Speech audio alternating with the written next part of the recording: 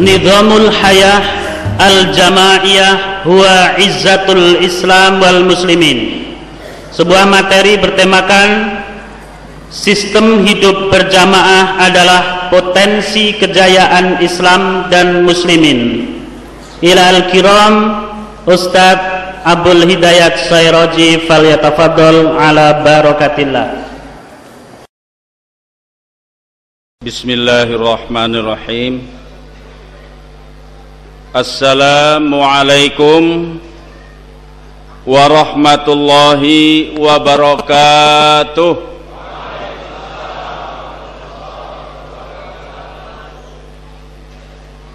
Alhamdulillahilladzi arsala rasulahu bil huda wa dinil haqq liyudhhirahu 'alad dini kullihi wa kafa billahi syahida. Ashhadu an la ilaha illallah wahdahu la syarikalah wa ashhadu anna Muhammadan abduhu wa rasuluhu la nabiyya ba'dah. Allahumma salli wa sallim ala nabiyyina Muhammad wa ala alihi wa sahbihi wa jundihi wa man tabi'ahum bi ihsanin ila yaumil qiyamah. Masya Allahu kan wa ma lam yasha lam yakun, la haula wa la quwata illa billah. Qala Allah ta'ala fil Qur'anil Karim, a'udzu billahi minasy syaithanir rajim. Ya ayyuhalladzina amanu in tuti'u fariqam minal ladzina utul kitaba yaruddukum ba'da imanikum kafirin. Wa kaifa takfuruna wa antum tutla alaikum ayatullah wa fikum rasuluh wa may ya'tasim billah faqad hudiya ila siratim mustaqim. Ya ayyuhalladzina amanu taqullaha haqqa tuqatih wa la tamutunna illa wa antum muslimun wa'tasimu bihablillahi jami'an wa la tafarraqu. Al-ayah. Shadaqallahul azim. Para ikhwan rahimakumullah, ini biasa untuk tuan rumah itu jadi ban serep. Kalau nggak datang saya yang suruh, tiba-tiba dicomot. Ini juga comotan juga. Mestinya saya belakangan masih bisa 2-3 piring sarapan atau 3 bungkus. Ini disuruh di depan karena beliau belum hadir. Alhamdulillah, itu yang terbaik barangkali. Ayat yang sudah sangat sering kita baca dan kita dengar adalah satu problema sekaligus solusi. Problema kita umat Islam hari ini adalah menghadapi satu sistem yang sudah diatur sedemikian rupa oleh mereka musuh-musuh Islam yang disebut dengan konspirasi global, persekongkolan untuk menghancurkan Islam, paling tidak ada pendangkalan akidah, membonsai Islam kalau tidak bisa dimatikan. Caranya bagaimana? Yaitu dengan gerakan riddah, sistematika yang dibuat sedemikian rupa agar umat Islam keluar dari agamanya. Ini satu problem. Kemudian pada ayat-ayat berikutnya adalah solusinya. Bagaimana menghadapi orang-orang kufar, bagaimana menghadapi konspirasi global yang mereka bersatu dengan berbagai macam kekuatan untuk menghadapi umat Islam hari ini. Maka Allah memberikan solusi, berpegang teguh kepada Allah yang dimaksud dengan kitab Allah, memegang teguh agamanya, kemudian bertakwa dengan takwa yang sebenarnya, Caranya, jawabannya adalah pada surat Ali Imran ayat 103, memegang teguh agamanya, wa'tasimu bihablillahi jami'a wala tafarraqu. Ini sebenarnya kunci daripada kemenangan umat Islam. Karenanya Yahudi yang paling ditakuti bukan jumlah yang banyak, bukan munculnya para orang-orang cendekiawan yang cerdas, tapi munculnya orang-orang yang tulus dan ikhlas. Mereka bergabung dan bersatu padu. Ini yang sangat dikhawatirkan oleh mereka. Satu kalimat yang dia tidak suka, paling dia tidak suka adalah, dalam bahasa asingnya disebut union and unity, persatuan dan kesatuan umat, wahdatul ummat, ummatan wahidah. Ini kalimat yang sangat dikhawatirkan oleh Yahudi. Sebab kalau umat Islam itu bersatu, subhanallah, apa yang bisa mereka lakukan? Diamnya saja itu sudah menggetarkan mereka. Coba kita bersatu, kompak, seluruh dunia umat Islam baiat kepada satu imam, kemudian didasarkan pada akidah, bukan karena kepentingan ekonomi dan politik, tapi karena akidah la ilaha illallah. Kita disatukan sebagai ummatan wahidah. Jangan jual barang-barang kekayaan kita kepada mereka, dan jangan beli produk-produk mereka.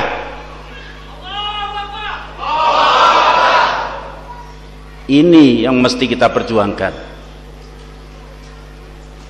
Karena mereka konspirasi merupakan komplotan, maka tidak bisa dilawan, dikalahkan kalau hanya dengan perjuangan secara individu-individu. Tidak bisa dikalahkan mereka dengan perjuangan secara parsial. Perjuangan mereka hanya bisa dikalahkan dengan jamaah dan imamah. Karenanya mereka berjuang keras.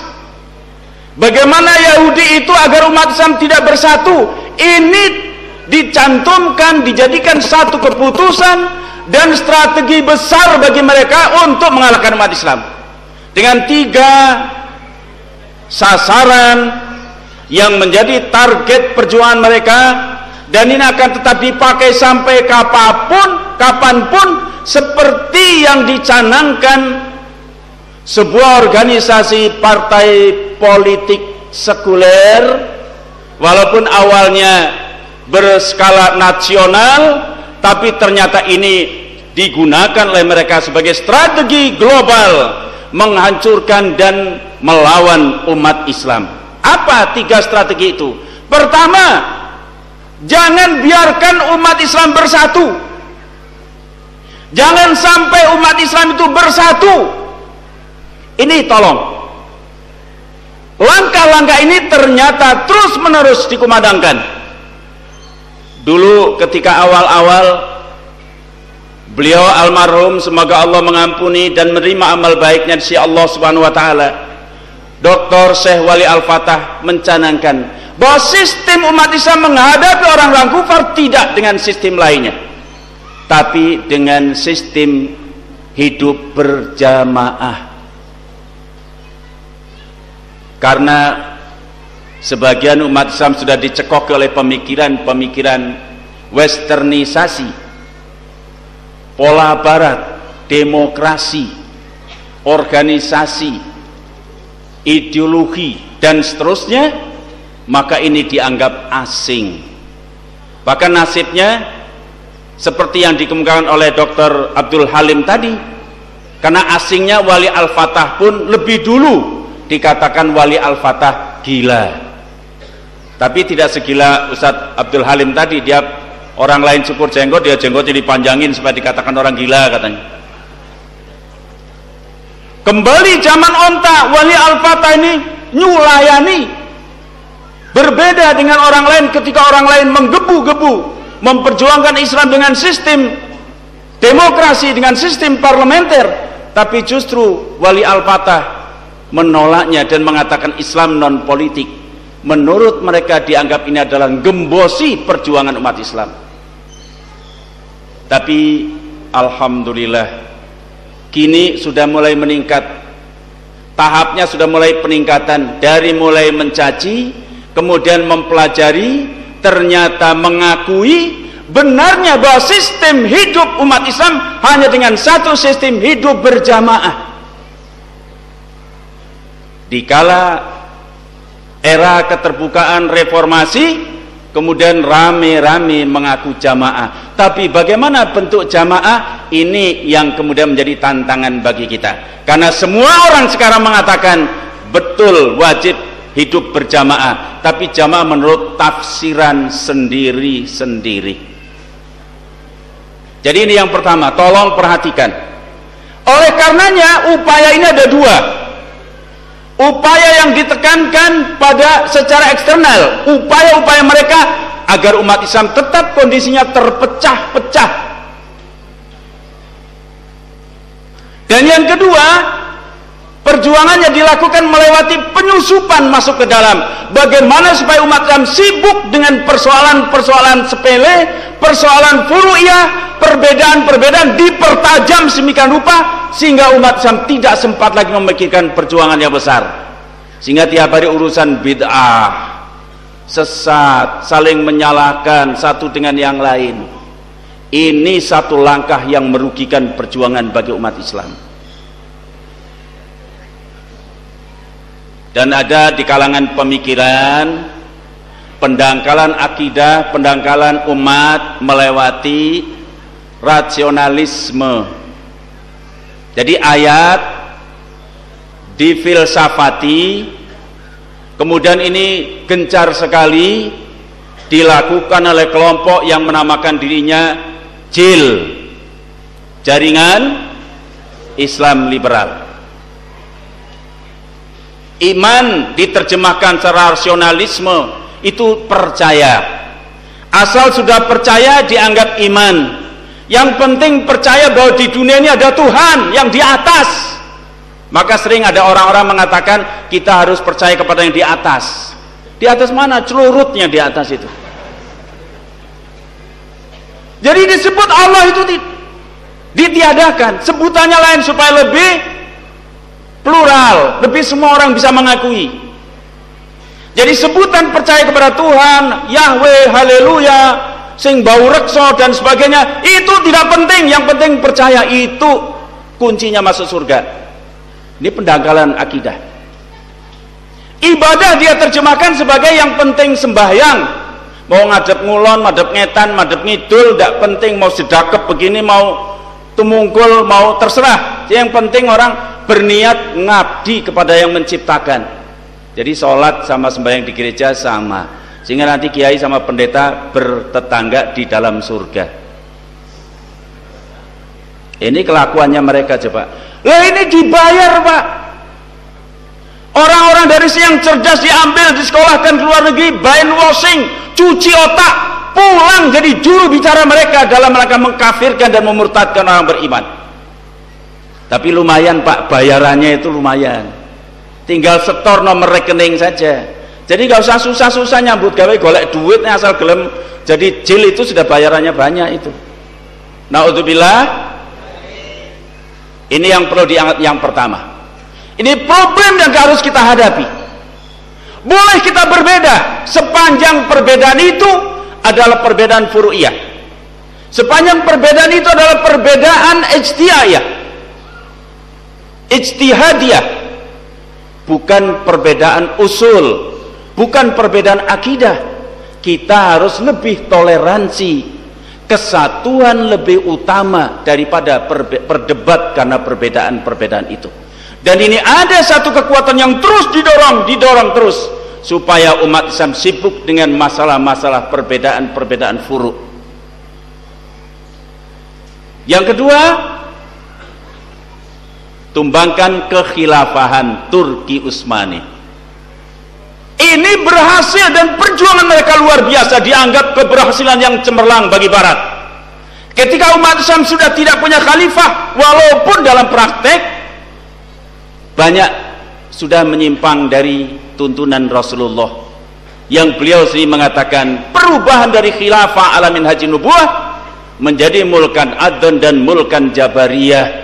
Tapi umat Islam masih kompak dan bersatu, dan ini semenjak 13 abad lamanya muslimin terpimpin dengan seorang khalifah. Pada saat itu orang-orang kafir tidak berdaya. Kita menikmati kekayaan di negerinya sendiri, negeri umat Islam, sehingga dikenal 7 abad lamanya, 700 tahun lamanya umat Islam mengalami kejayaan yang oleh para ahli sejarah disebut sebagai zaman keemasan, zaman kemakmuran. Dikala Barat itu masih oleh-oleh mengejah nama saja belum bisa. Dan ini terus akan diperjuangkan. Setiap upaya umat Islam menegakkan khilafah, menegakkan jamaah imamah, pasti akan dikantor oleh mereka dengan berbagai cara. Dan yang ketiga, jadikan Turki negara sekuler.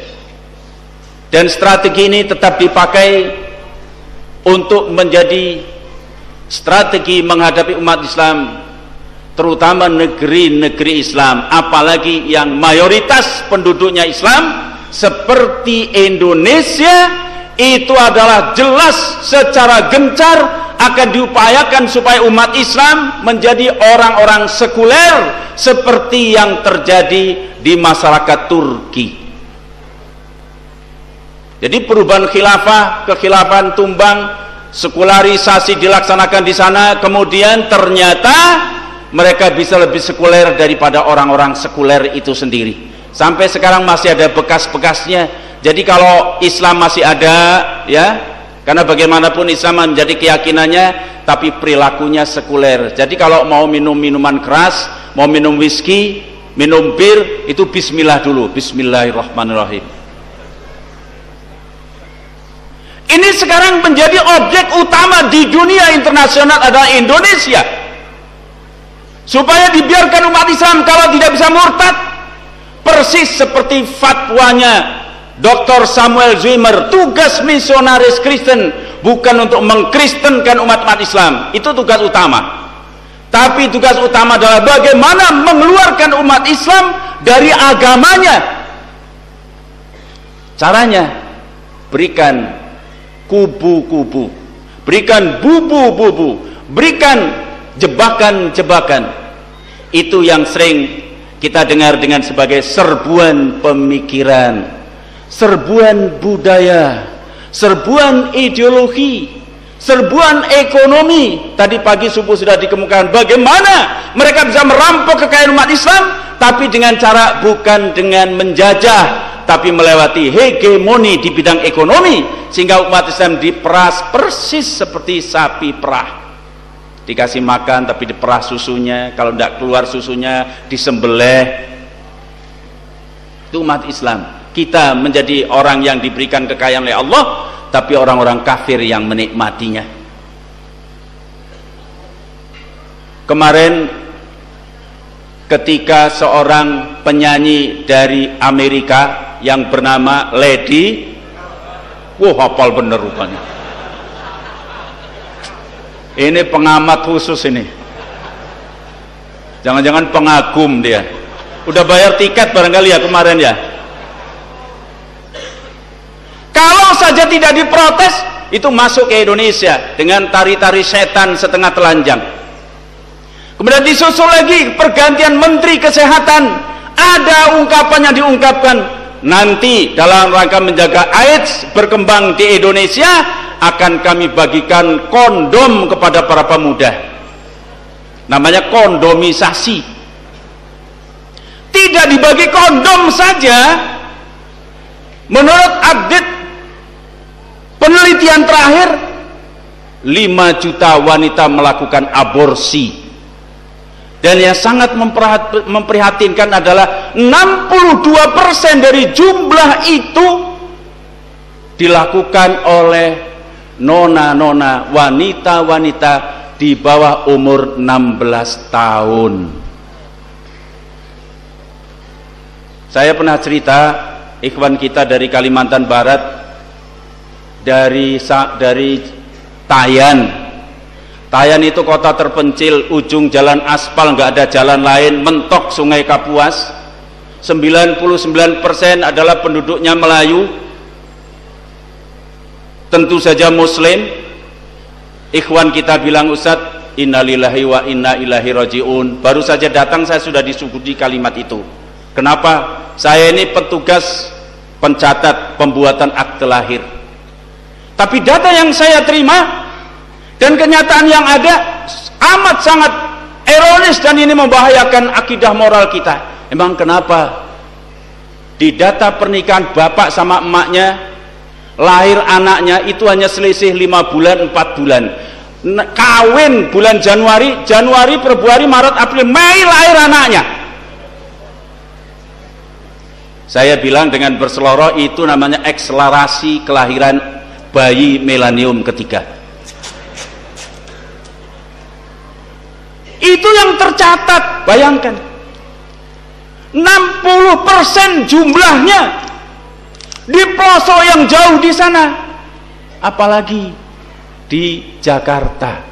Kayak di Jakarta sih enggak ada bedanya, malah lebih parah lagi.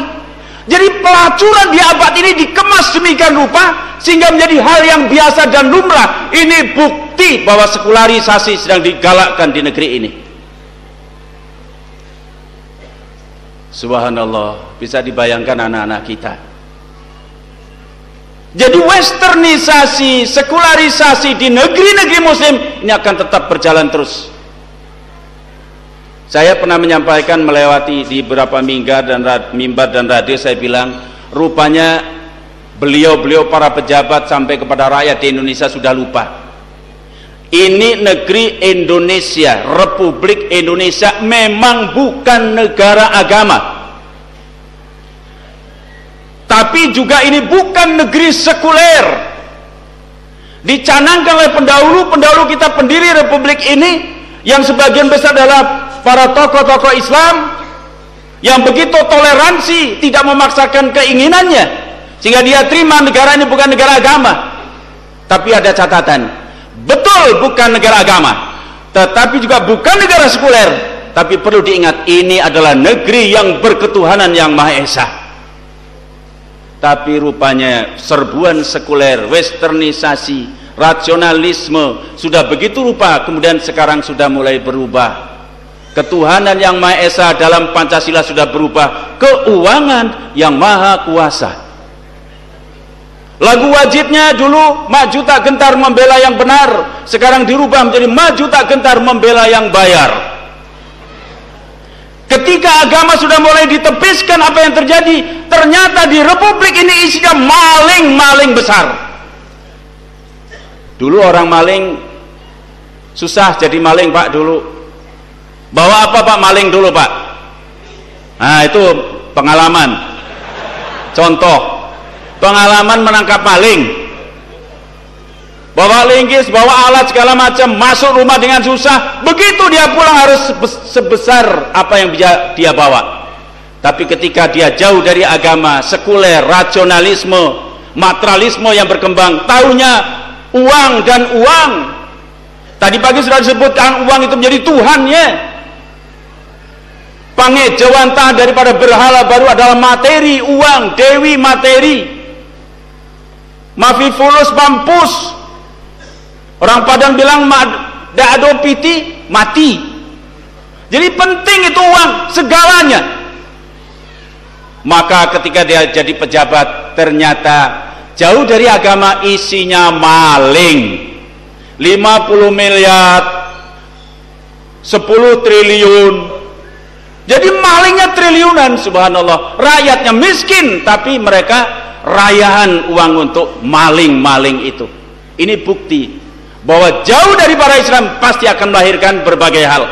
3 inilah yang problem yang sedang kita hadapi, dan ayat jauh 15 abad yang lalu sudah mengatakan, ya ayyuhalladzina amanu in tuti'u fariqam minalladzina utul kitaba yaruddukum ba'da imanikum kafirin. Jadi benar ya, ayat luar biasa, belum terjadi, sekarang makin kemari makin jelas bahwa ayat itu adalah mampu untuk semua peradaban segala zaman.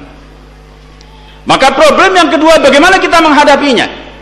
Tentu kita kembali kepada agama, berpegang teguh kepada kitabullah, berpegang teguh pada firman Allah, dengan agama Allah, dengan cara takwa yang sebenar-benarnya. Jangan hanya statistik sebagai seorang muslim, karena agama tidak cukup hanya dengan pengakuan, tapi harus betul-betul dihayati dengan penghayatan yang matang. Dan itu pun tidak bisa dilakukan oleh orang per orang. Maka ayat kemudian mengatakan haqqa tuqatih itu bisa diwujudkan dengan cara wa'tasimu bihablillahi jami'an wa la tafarraqu. Saya tidak boleh lama-lama karena ini kelihatan sudah mau datang. Yang saya kan cuma badal di depan aja, ganjel aja ya. Barangkali kita baca saja ini makalah saya pada halaman yang tidak ada halamannya. Oh, ada halaman 46, halamannya jemplik gitu di bawah ya. Kita sebenarnya sudah punya konsep yang diajarkan oleh Allah dan Rasulnya, bagaimana umat menghadapi peradaban. Islam adalah agama yang al-insaniyah al-alamiyah, agama yang penuh dengan menghormati hak asasi kemanusiaan manusia, menghormati manusia dengan bukan diplomasi, tapi betul-betul hakiki menghormati mereka sebagai manusia makhluk Allah. Dan yang kedua, yang bersifat alamiah, rahmatan lil alamin. Strategi itu kita tidak perlu mengadopsi dari barat maupun dari timur, yaitu yang disebut dengan kita belajar mengambil hikmah di dalamnya, yaitu nilai-nilai hijrah dalam aplikasi membangun umat. Ternyata mengandung strategi yang luar biasa kalau ini kita amalkan.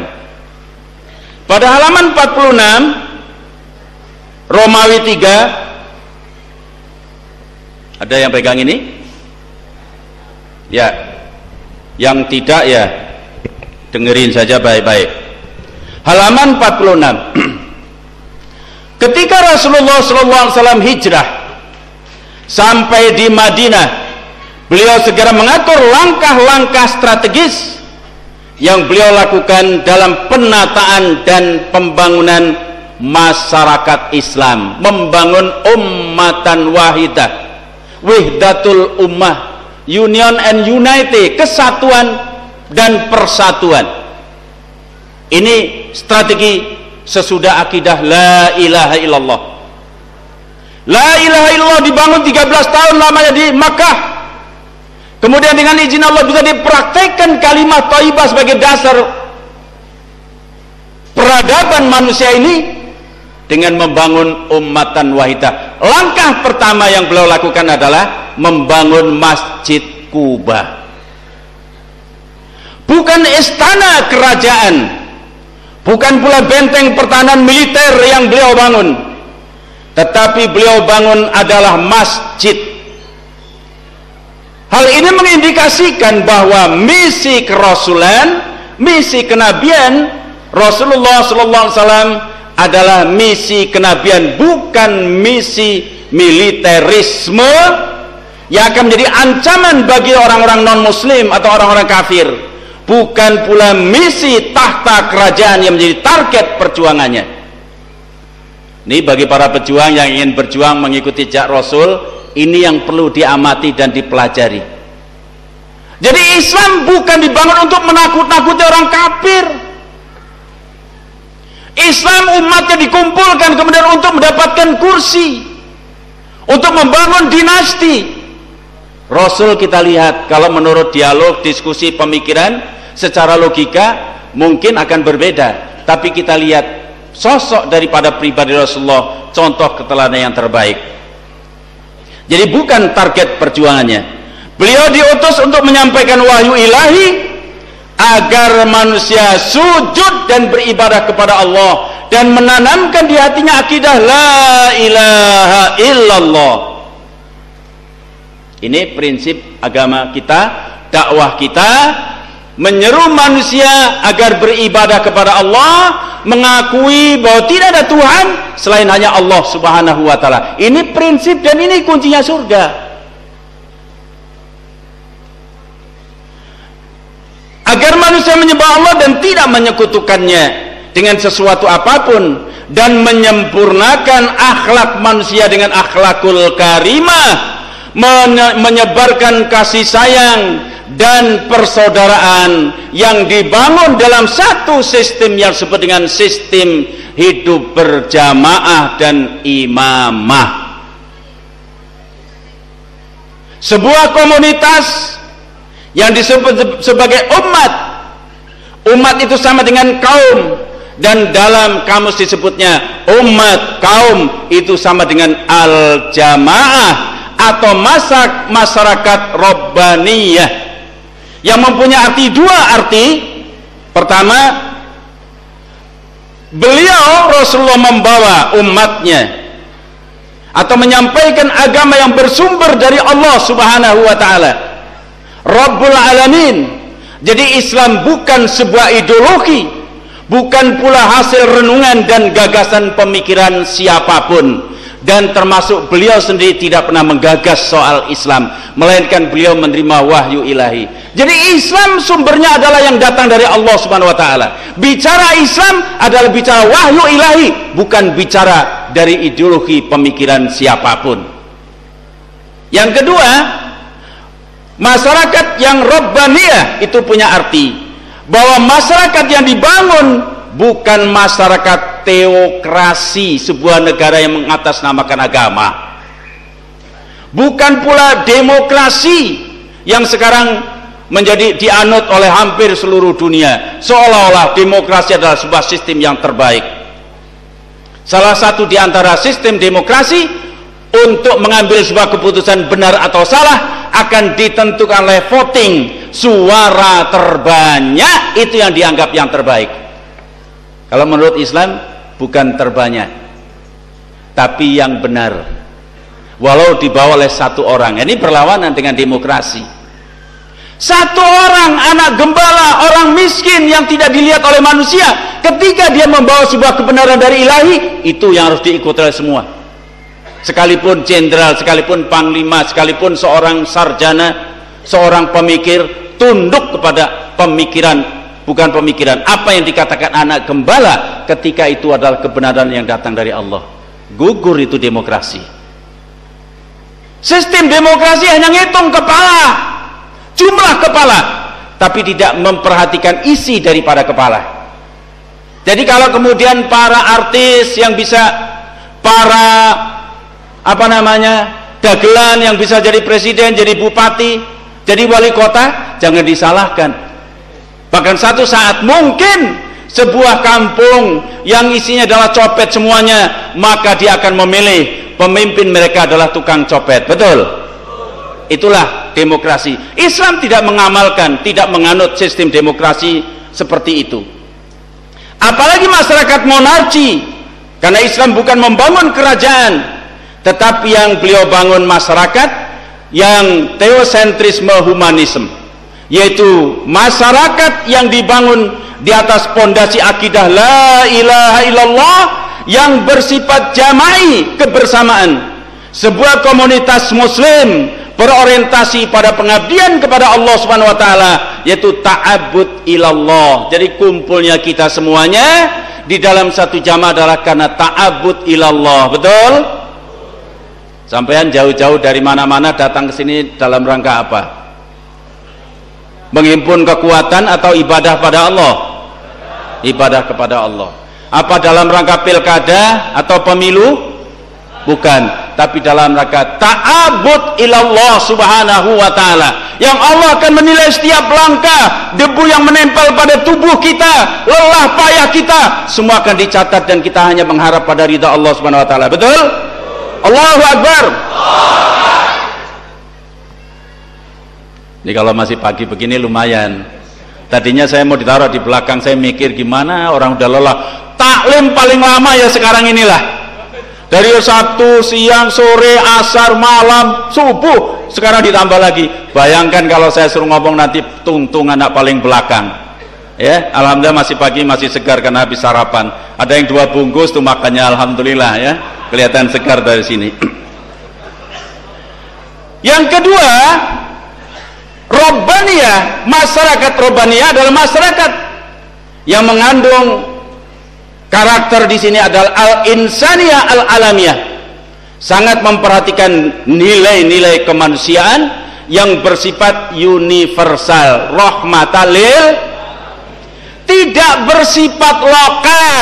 Jadi kalau bicara Islam tidak bicara lokal,